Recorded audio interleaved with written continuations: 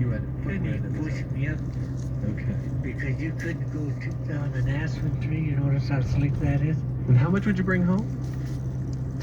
Maybe $10 altogether. It's a big deal. Oh, it was good. That's why I could buy 2 pair of pants, you know. Do you remember families that were really down and out? A lot of poor families.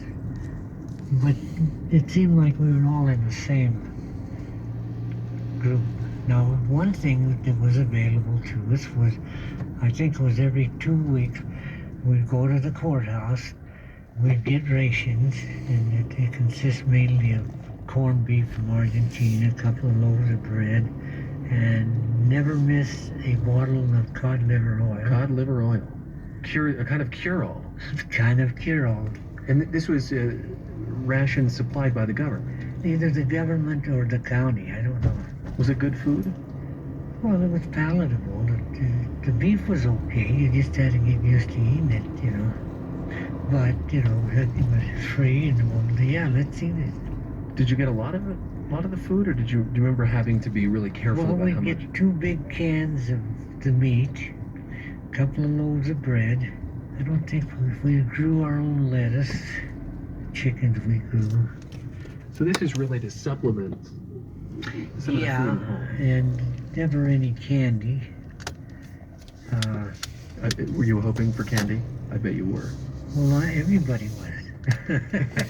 That was not part of the rations, though. Was not. How long did those go on? Do you remember? Well, I think the real depression was from about 1930 to 37. As we got closer to 37, things got a little better. The CCC was born. This is the Civilian Conservation Corps, and your brother got work. Oh yeah, they put all the good kids to work there.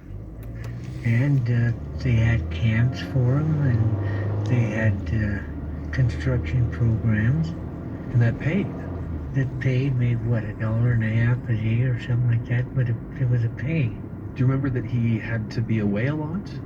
Well, he was away during his term in the CCC, but I think he was only in there a year. Then some of the mines started working. He went back to Silverton, got a job. Do you remember him sharing the money that he earned at the CCC with your family? Not with me, he didn't. Not with you? No. He may have given my folks some money for food or something. You have kids? I have 4 kids and 6 grandchildren. And do you ever talk to them about that period, about the Depression? I can't recall they're asking anything about life during the Depression. Is it something that you talked about voluntarily? I mean, something that you brought up? A few things like Christmas, you know. That I said, you know, when I was growing up, we'd cut a tree and put it on a stand. We'd go out and pick up these empty cigarette packages and take the tinfoil out. Like the shiny tinfoil? Yeah, and you know, try to make bow ties or some little thing. And I said, we used to tie those on the branches, on the end of the branches, so the light would come in. So that the Christmas tree decorations were these cigarette liners. Yeah.